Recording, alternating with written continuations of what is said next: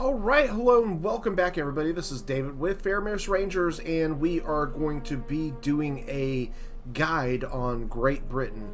A beginner's guide, if you will, on Great Britain.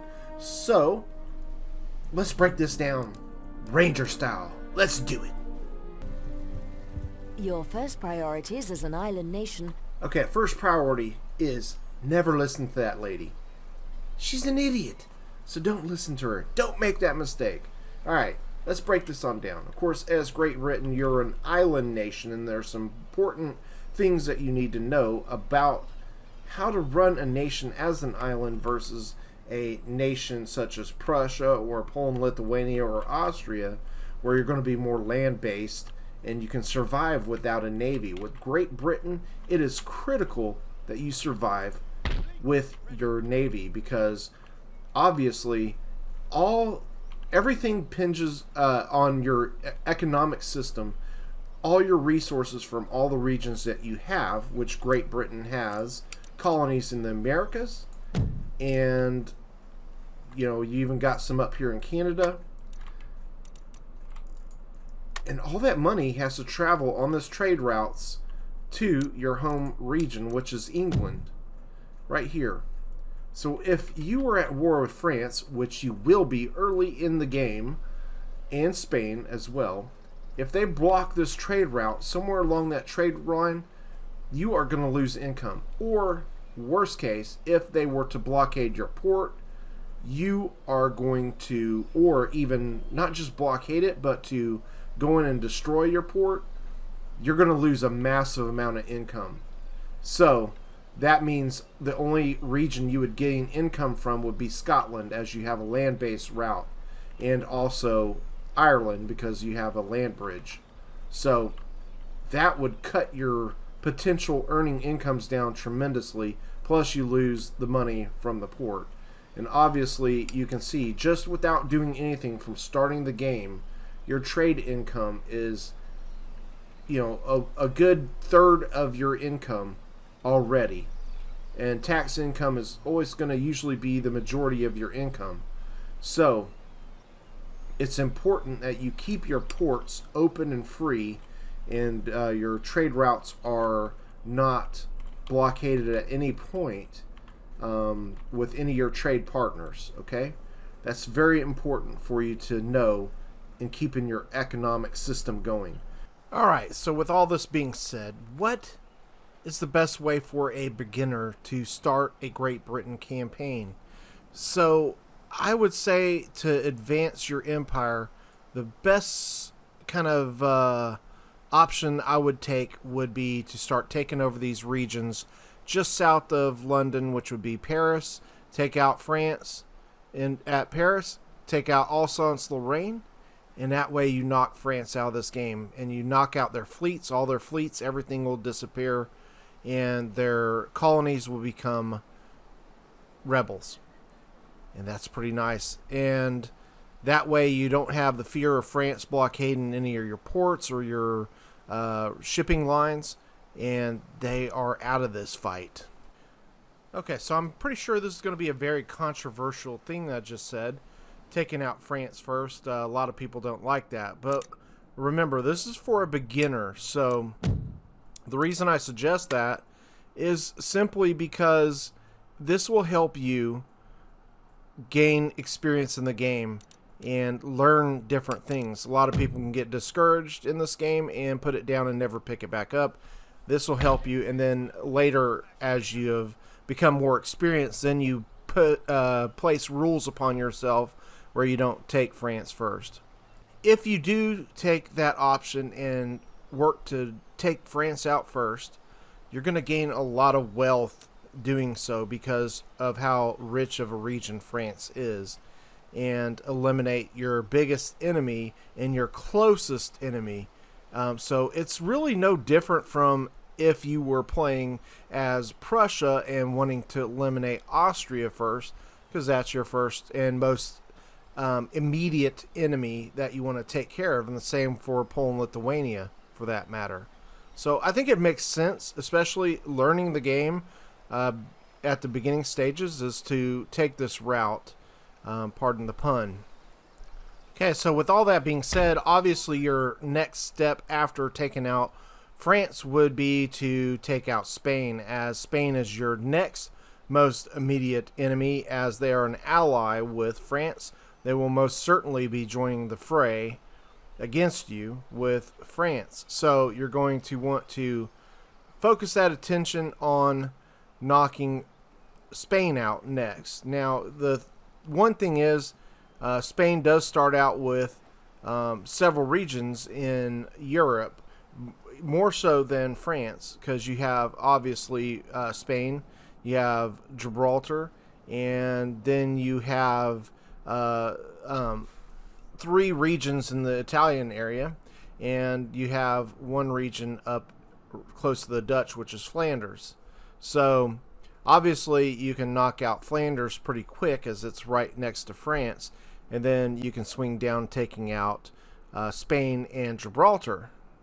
You can leave the Italian peninsula for later, and that way you can focus on kind of regrouping and getting yourself sorted out, and then focusing on taking out the Italian peninsula, Spanish regions anyway, at a later time.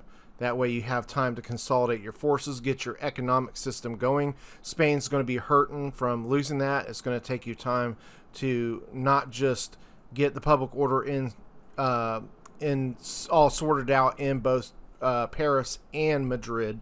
They both will take a considerable amount of time to get sorted. All right, so the next thing you're going to want to do is obviously, for an economic reason, you're going to want to balance your armies with your for your income. It's your expenses, okay? So tax income should be the income you balance against your army upkeep, and trade income should be what you balance against your naval upkeep. Now, obviously, you're starting out in the hole in this department in trade income. As you can see, this is just from the beginning of the campaign. As you add trade partners, of course, that will increase your trade income and help flatten that curve. So, obviously, with Britain, you start off with one of the largest navies. All right, so one other important feature we're going to need to discuss on your income is going to be your other income, which you would get from raiding shipping routes, or in this case, you're getting that extra 318 because you start always with 3,000. That's your purse that you have, and you gain 318 extra because you're protectorate. As Great Britain has a protectorate, that protectorate would be the 13 colonies. So let's take a look at those glorious 13 colonies, shall we? And no, it's not that. You own actually Jamaica and Bahamas. So here we go, 13 colonies. So the 13 colonies are going to be an interesting situation for you.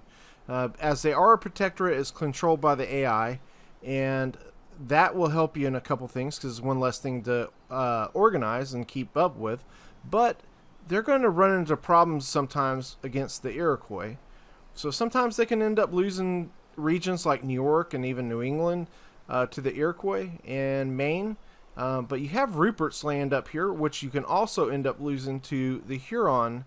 And that is a situation you're going to have to keep under close watch. Sometimes what I do on the opening turn is I will trade Rupert's Land and gain a pretty good chunk of change. I think sometimes I can get up to 6,000 for trading a Rupert's Land, and that's pretty essential. The more money you start off with in the opening turn, it puts you in a very strong position, because a lot of the things that you get money for in this game, as far as building up your some of your buildings, they stack on top of themselves. So every turn you gain more and more wealth out of those buildings.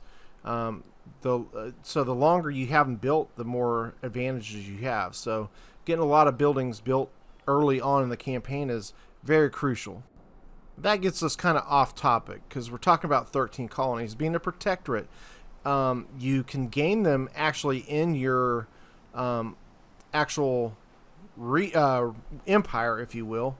If you take, I believe it is Georgia and Detroit, which would be the Michigan territory. If you take out those regions, then the 13 colonies joins your empire. So you have to play this wisely if you decide to keep them as a protectorate as you're taking over regions. You have to be aware of that. Now, you do have an army down in the Bahamas and in Jamaica that you can combine those forces up and take them. You can land them in New York to help them versus the Iroquois, and make sure that New York doesn't fall, because your armies there in the south are going to be a lot more superior to anything the natives can throw at the 13 colonies, especially if you have the 13 colonies assisting you. So that can be an option for you to help keep 13 colonies intact and not losing them. Now keep in mind, all these troops are an expense, and that adds up. So you have to use them wisely, and obviously using them in this way, it does help keep your protectorate alive, keeping them, giving you income, allowing them to build, and increasing on top of that 318 that you're making. Every turn that gets larger and larger. So right now it might only be 318, but as it goes on, it gets to be quite large. And also, you can't lose sight of the fact that this is also a trade partner. So you're going to gain income from them as being a trade partner as well. So it's kind of a nice little extra caveat, if you will. So if you have watched any of my videos before, you would know that I'm a big believer in protectorates and keeping them around, because they do so many beneficial things for your empire. They can create buffer zones if you trade some of your regions to the 13 colonies as you conquer new regions. So if you were to take over, obviously, with your army that you bring up from the Bahamas, if you take out the Iroquois territory, you can immediately trade it to the 13 colonies, and the public order problems will be solved. Your protectorate immediately starts making money on it, builds it up for you, and you don't have to sit there and camp on it with your army, wasting money. You want to keep your army moving, and you can do that by continually conquering countries or regions and giving them to your protectorate.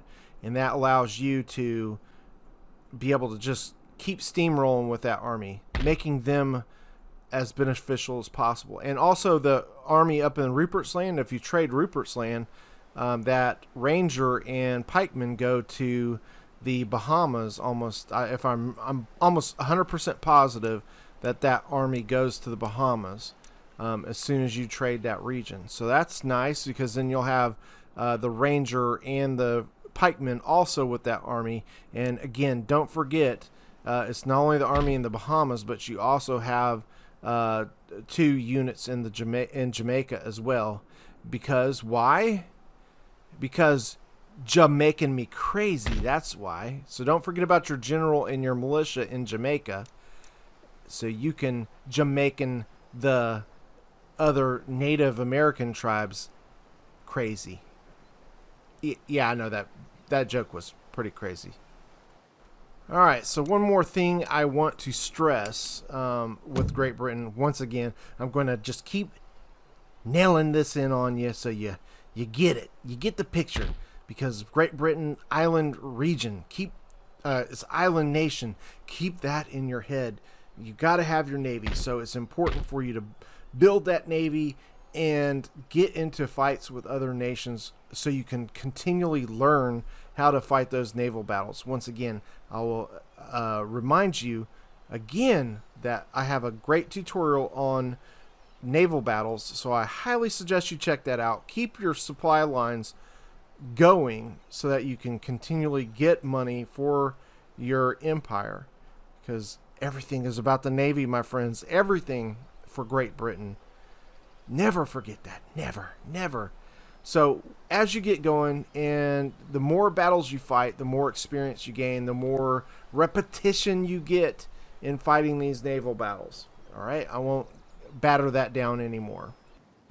All right, so switching back to discussion about your protectorates as you start taking over some of these regions, and let's say after you take Spain, you take out Morocco. That's a region I love to keep in my empire. But Algiers and Tunis and Tripoli, those are regions I would trade to my Protectorate. I don't want to sit on those regions. It takes forever to get their public order in line. And you can trade them, and they'll immediately be fixed. So then your Protectorate can make money off of them, and you don't have to sit there and babysit them, wasting valuable money and wasting the time of your army. They want to be fighting, my friends. They want to be fighting. Get them in the fight. Don't leave them out of the fight. Okay? So don't waste time leaving units in capital region or regions of capitals of regions. I can't even speak right. I'm so excited. So once you start leaving units behind in regions that you capture, that's money that you're spending on those units every turn, and you're not getting any return on that investment. So remember, keep those armies moving, keep them fighting. Sometimes another nation will slip a force in, take it from you, but you can go in and get it back. Don't sweat that. Keep moving. You'll gain more ground by doing that, okay? Get your public order sorted, and then get moving. Don't leave your armies camping out in regions. All right, so let's discuss a couple other things about your government. Obviously, you're going to be a constitutional monarchy, as there's two monarchies. You have a absolute monarchy, and with Great Britain, they are not an absolute monarchy. They are a constitutional monarchy. Now, what does that mean for you? It means you can't freely transition from minister to minister if you don't like one. You actually have to hold special elections to get rid of all of them, or some of them you can just kick one at a time, but you don't get to select a replacement. So it's kind of a risky venture, but eventually you'll get lucky and get them out of there. But with Great Britain, you start off with tremendously good treasurers, justice, army, and naval ministers. It's just the minister in Americas and the head that you need to worry about fixing and getting them changed out. So every turn you're going to need to come back and check out how well your ministers are doing. Kick those scum that don't fit in. All right, so for constitutional monarchies, you're not going to face a lot of the penalties you would for having colleges. So that's pretty nice. It's not as great as republics, but it does give you some definite boost there. So as you add your increase the size of your schools to colleges and universities, you won't take some of the negative effects you would if you were an absolute monarchy. And one of the best part about being a constitutional monarchy, as you build up these weavers' cottages and your mines and all those cities that have those resources, this is the best part, again, about constitutional monarchy, is you won't take negative public order for building them up like you will in a republic or absolute monarchy. In those two, you get negative attributes for increasing them up. In constitutional monarchy, all you get is all that increased wealth, just like you would there, but also you're going to have none of the negatives for it. So you can build it up all the way, max it out to like steam engine factories, and get no negative public order. They're all happy and content to work there, slave their lives away in those factories for you. Ain't that nice? Ain't that just pleasant? Well, I guess for the people at the top it certainly is, but that is you. So that is nice. Okay, one of the other things that I love to discuss about constitutional monarchies is your regions grow wealth a lot quicker in a constitutional monarchy. And that's going to translate to you becoming a richer, a lot more rich, I guess is the way I should put it, as this campaign continues every turn. So that is definitely a nice thing to consider. Okay, so let's go over this. I don't want to keep repeating the same things, but I want to really nail this in your brain. Okay, so you're, again, an island nation. This is different from if you were to play France or even if you were to play a nation like Prussia, or maybe not even Prussia, but Poland, Lithuania, who has no ports. All your trade has to go over land versus if you're Britain, you're dependent on those water trade routes. So you can see here taking regions like Portugal. Portugal is an ally. You don't want to mess with them. But taking those regions like Gibraltar from the Spanish and those things can help you control. Now let's take a mind if you're Poland, Lithuania. All your regions are going to be trading by land with your neighbors. Only your neighbors, because you don't have a trade port. So you have to go all along the roads to get to your capital. Everything goes to your capital. Everything flows to the capital. That's how you make money. Every region sends it directly to the capital. So on a land, it goes from region to region to the capital, but that's only because it has to traverse through the regions.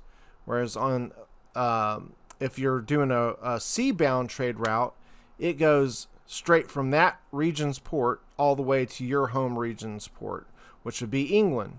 So that's why you see the little green lines making their way, traversing them to all the way to London. So this is very important to keep in mind if you want to keep your economy going as Britain. So as you go, you take out your neighbors to the south in France, and you start spreading out from there into Europe. You can spread out any way you go, but you want to be as close to your home region as possible. That way, those trade don't have to go as far to make it to your home port.